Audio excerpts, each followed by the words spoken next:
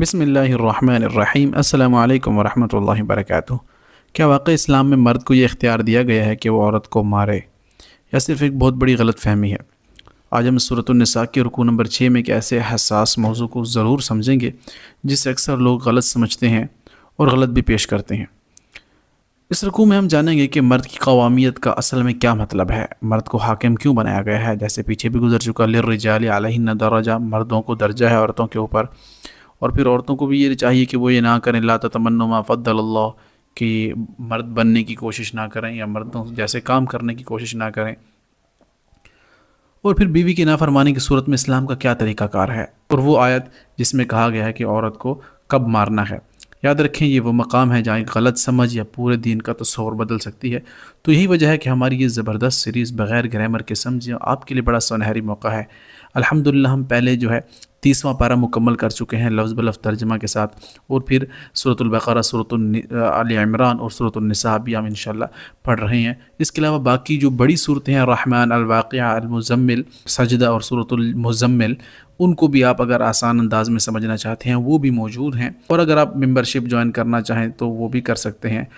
اور چینل کے about section میں جا کر آپ واٹس ایپ چینلز پر بھی شامل ہو سکتے ہیں، یا اگر آپ 1-to-1 کلاسز لینا چاہتے ہیں تو وہ بھی اویلیبل ہیں۔ تو کوشش کریں اس رکوع کو مکمل دیکھیں، اپنے بچیوں، اپنی بیٹیوں، اپنے بہوؤں کو اس علم سے ضرور جوڑیں، کیونکہ قرآن سیکھنا ایک زندگی بدلنے کا سفر ہے۔ تو آئیے پوری توجہ سے اس رکوع کو آخر تک سنتے ہیں، کیونکہ انشاءاللہ آج کی تفسیر آپ کی ایک بڑی غلط فہمی کو بھی دور کر دے گی۔ بسم اللہ الرحمن الرحیم۔ الرجال، رجال رجل مرد کو کہتے ہیں نا، الرجال مرد، قوامون ذمہ دار ہیں، قوام قائم یعنی ان کے اوپر حاکم ہیں، علی النساء عورتوں پر، علی کا مطلب پر آتا ہے، نساء عورت، تو الرجال قوامون علی النساء مرد ذمہ دار ہیں عورتوں پر، بما فضل اللہ بوجہ اس کے جو فضل اللہ فضیلت دی اللہ نے، بعضهم ان کے بعض کو، علی بعض بعض کے اوپر، اللہ تعالیٰ نے فضیلت دی ہے اوپر، جیسے پہلے گزر چکا نا، لا تتمنوا ما فضل اللہ بعضکم علی بعض، تم تمنا نہ کرو کہ اللہ نے جس کو مرد بنایا ہے اس کے بارے میں پوچھا جائے گا، جو عورت ہے اس سے اس کا حساب لیا جائے گا۔ تو درجہ بدرجہ اللہ تعالیٰ نے یہ باتیں کی، اور پھر اوپر اس سے اوپر بھی گزر چکا نا، اوپر کی آیت میں للرجال علیہن درجہ، ہم نے درجہ دیا ہے مردوں کو عورتوں کے اوپر، اس لیے گواہی میں بھی 2 عورتیں ہوتی ہیں۔ تو بہرحال اب یہاں پہ اللہ تعالیٰ نے ایک اسٹریٹجی سے یہاں پر یہ بات قائم کر دی کہ الرجال اب قوامون، یعنی اب سربراہ ہے یا گھر کا ذمہ دار مرد ہی ہے، بما انفقوا اور بوجہ اس کے، انفقوا انہوں نے خرچ کیا، من اموالہم اپنے مالوں میں سے۔ ظاہر ہے نکاح جو ہے مرد عورت دونوں کی ضرورت ہے، لیکن مرد ہی مہر دیتا ہے، کیونکہ نکاح تو دونوں کی ضرورت ہے، دونوں کی ہی خواہش ہے، لیکن مرد کو اللہ نے ذمہ دار بنایا ہے، جبھی تو وہ مہر ادا کرتا ہے۔ سبحان اللہ، اللہ تعالیٰ کا قانون ہے۔ تو اللہ تعالیٰ نے فرمایا کہ ہیں تو دونوں ایک ہی جنس میں، لیکن مرد کو ہم نے سربراہ بنایا جب بھی مرد جو ہے وہ خرچ کرتا ہے یا مہر دیتا ہے یا انتظام کرتا ہے ساری چیزوں کے عورتوں کے لیے۔ فالصالحات پس صالح یعنی نیک عورتیں جو ہیں، قانتات وہ فرما بردار ہیں، حافظات للغیب حفاظت کرنے والیاں ہیں، للغیب غائبانہ، یعنی جو عورتیں شادی شدہ ہیں یا مردوں کے نکاح میں ہیں وہ ان کے غائبانہ بھی ان کی عزت کی حفاظت کرتے ہیں۔ گویا مرد کی عزت عورت ہی ہوتی ہے نا، تو اگر اپنی عزت کرے گی تو ڈائریکٹ وہ اپنے مرد کی عزت کر رہی ہوتی ہے غائبانہ۔ اس سے پھر گھر کے سارے چیزیں بھی عورت کے ذمے ہیں کہ وہ مرد کے بعد ان چیزوں کا خیال کرے، گھر کا کھانا پینا اور ساری چیزیں جو ہے ان کو مینٹین رکھے، کما کر لانا مرد کا کام ہے، اور گھر کو مینٹین رکھنا اور ان کی چیزوں کی، مرد کی چیزوں کی حفاظت کرنا عورت کی ذمہ داری ہے، بے شک یہ کہ مرد گھر میں ہو یا نہ ہو۔ بما حفظ اللہ بوجہ اس کی جو حفظ اللہ حفاظت کی ان کی اللہ نے، یعنی اللہ کی دی ہوئی حفاظت سے وہ اپنے مرد کی چیزوں کی یا مرد کی عزت کی حفاظت کرتی ہیں، وہ جو نیک عورتیں ہیں، یعنی قانتات بھی ہیں اور صالحات بھی ہیں۔ پھر اللہ نے فرمایا واللتی تخافون اور وہ عورتیں جو تخافون تم ڈرتے ہو، نشوزہن ان کی سرکشی سے، وہ عورتیں جن کو تمہیں خوف ہے کہ کہیں یہ سرکشی نہ کر دیں، کہیں یہ گناہ نہ کر دیں، فعظوہن تو پس نصیحت کرو انہیں۔ اگر آپ کو شک ہے کہ آپ کی بیوی ایسی ہے یا بدتمیز ہے یا بات نہیں مانتی یا ادھر ادھر زیادہ جو ہے فوکس ہے اس کا گھر میں نہیں ہے، مردوں غیر مردوں کو دیکھتی ہے، تو آپ کیا کریں، فعظوہن تو ان کو وعظ و نصیحت کریں، وہجروہن اگر پھر بھی نہ مانیں تو ان کی ہجرت کر دیں، یعنی یہ ہجرت سے لفظ ہے، ان کے بستر علیحدہ کر دیں، ان کے ساتھ جو ہے وہ رہن سہن ہٹا دیں۔ اگر آپ کو خطرہ ہے یا آپ جان چکے ہیں کہ آپ کی عورت ایسی ہے اور بات ماننے پر بھی نہیں سمجھ رہی، تو فرسٹ آپشن کیا ہے کہ ان کو نصیحت کرو، دوسرا آپشن یہ ہے کہ ان کو علیحدہ کر دو، یعنی ان سے بستر جدا کر دو اپنے۔ فی المضاجع وضربوہن، فی المضاجع اپنے بستروں سے، یعنی ان کو علیحدہ کر دو، اگر پھر بھی وہ نہ مانے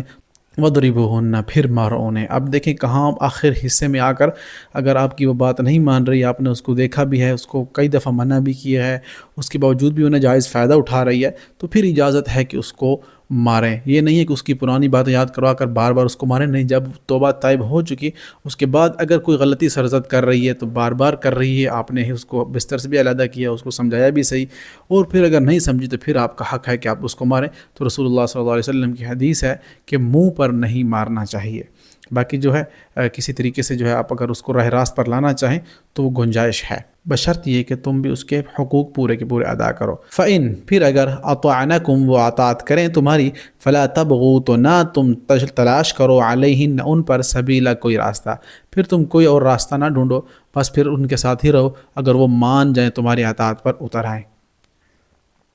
ان اللہ کان علیا کبیرا، بے شک اللہ بہت علم والا ہے اور بہت بڑا ہے۔ وَإِنْ خِفْتُمْ شِقَاقَ بَيْنِهِمَا، اور اگر تم ڈرو، تمہیں خوف ہو شقاق اختلاف سے، بینہما کہ ان دونوں کے درمیان، فَبَعَثُوا تو مقرر کرو حکماً ایک محکم، ایک حاکم، ایک منصف، من اہلہ اس مرد کے گھر والوں میں سے، وحکما من اہلہا اور ایک منصف، ایک حاکم، من اہلہا اس عورت کے گھر والوں میں سے۔ اگر تمہیں ڈر ہے کہ میاں بیوی نہیں رہ پا رہے تو تم کوشش کرو کہ مرد کے گھر میں سے ایک منصف لے آؤ اور عورت کے گھر میں سے ایک منصف لے آؤ، جیسے جرگہ ٹائپ ہوتا ہے ہمارے پشتون قبائل میں، ابھی بھی نظام ہے کہ جرگہ بیٹھ جاتا ہے اور کوئی فیصلہ ہوتا ہے تو وہ کر لیتے ہیں، بات عدالتوں اور کچہریوں تک نہیں جاتی۔ تو اللہ نے فرمایا ایسا کر لیں، اگر عورت میں سے ایک منصف آ جائے اور لڑکے والوں میں سے ایک آ جائے، بیٹھ کر فیصلہ کر لیں تو بہتر ہے۔ یریدا اصلاحا، اگر یریدا وہ دونوں چاہیں، یریدا دیکھیں تثنیہ دونوں کے لیے آ رہا ہے، اگر وہ دونوں مرد اور عورت چاہیں کہ وہ اصلاح کر سکتے ہیں اپنی، یوفق اللہ بینہما تو موافقت پیدا کر دے گا اللہ بینہما ان کے مابین، تو اللہ بھی ان کے دل ایک دوسرے کے لیے نرم کر لے گا۔ بعض اوقات ہوتا یہ ہے کہ میاں بیوی کے آپس میں لڑائی ہوتی ہے، میاں بھی چاہ رہا ہوتا ہے اور بیوی بھی چاہ رہی ہوتی ہے کہ کسی طریقے سے ہم دونوں آپس مل جائیں، لیکن ان نفسیاتی ایک بیریئر ایسا آ چکا ہوتا ہے کہ وہ بھی پہل نہیں کر پاتی اور وہ بھی پہل نہیں کر پاتا، تو اس لیے کسی حاکم کا ہونا بڑا ضروری ہے جو ان دونوں کی غلط فہمی کو جو ہے دور کر لے۔ تو اللہ نے فرمایا اگر یہ چاہتے ہیں اصلاح کرنا تو اللہ ان کے درمیان راستہ ضرور بنا دے گا۔ ان اللہ کان علیا خبیرا، کیونکہ اللہ علم والا ہے اور خوب خبر رکھنے والا ہے۔ وَاعْبُدُوا اللَّهَ اور عبادت کرو اللہ کی، وَلَا تُشْرِكُوا اور نہ تم شریک کرو بھی اس اللہ کے ساتھ شیئا کسی بھی شے کو، کسی بھی معبود کو، وَبِالْوَالِدَيْنِ احسانا اور والدین کے ساتھ احسانا اچھا سلوک کرو۔ جہاں بھی اللہ اور اس کے رسول کی اطاعت کا ذکر ہے وہاں غالباً چوتھی مرتبہ میرے سامنے جو آ رہا ہے کہ وہ کیا ہے کہ وہاں اللہ تعالیٰ نے والدین کی اطاعت کا بھی حکم دیا، تو کتنی ضروری ہے والدین کی اطاعت، سبحان اللہ۔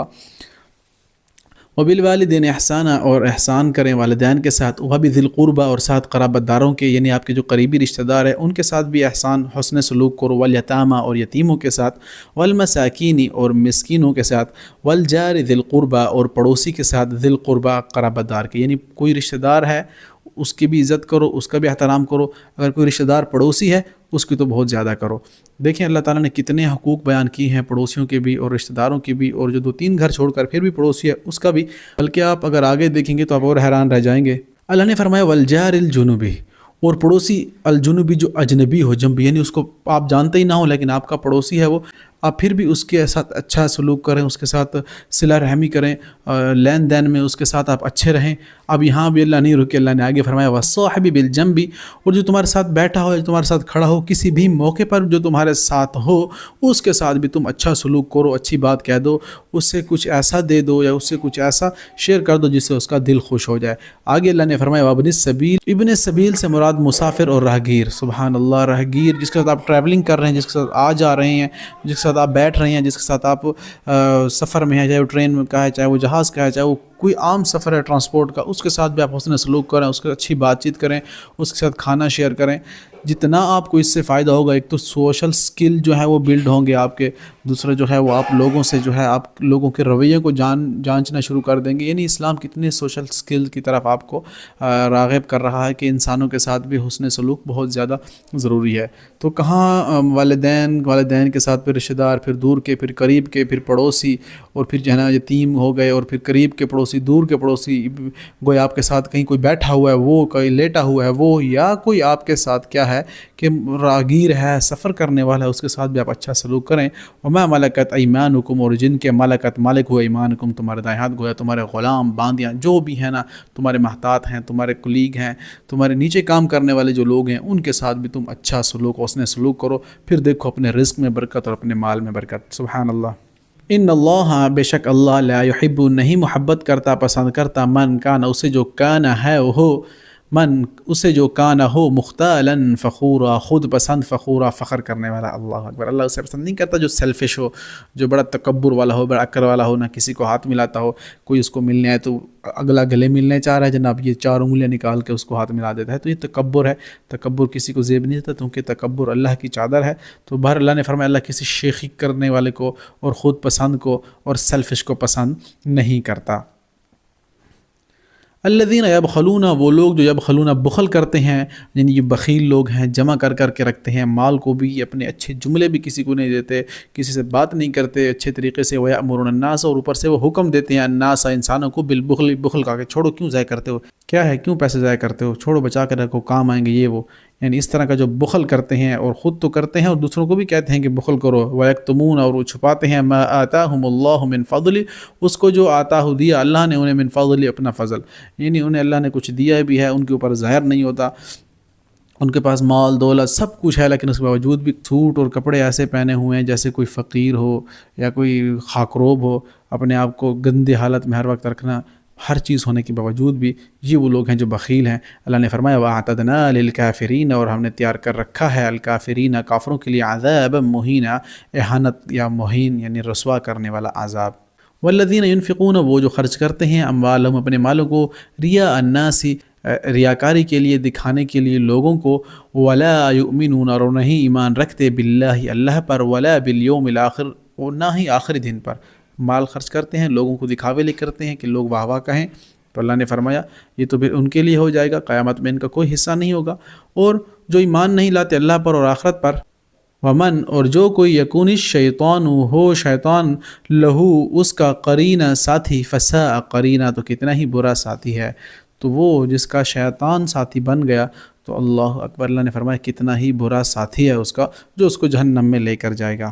وماذا، اور کیا آفت آئی ہے، علیہم، ان پر، لو، اگر، آمنو، وہ ایمان لاتے، باللہ، اللہ پر، والیوم الاخر، اور آخر دن پر، وانفقوا، اور وہ خرچ کرتے، مما، اس میں سے جو رزقہم اللہ، رزق دیا انہیں اللہ نے، وکان اللہ بہم علیما، اور اللہ خوب علم والا ہے اور خوب جاننے والا ہے.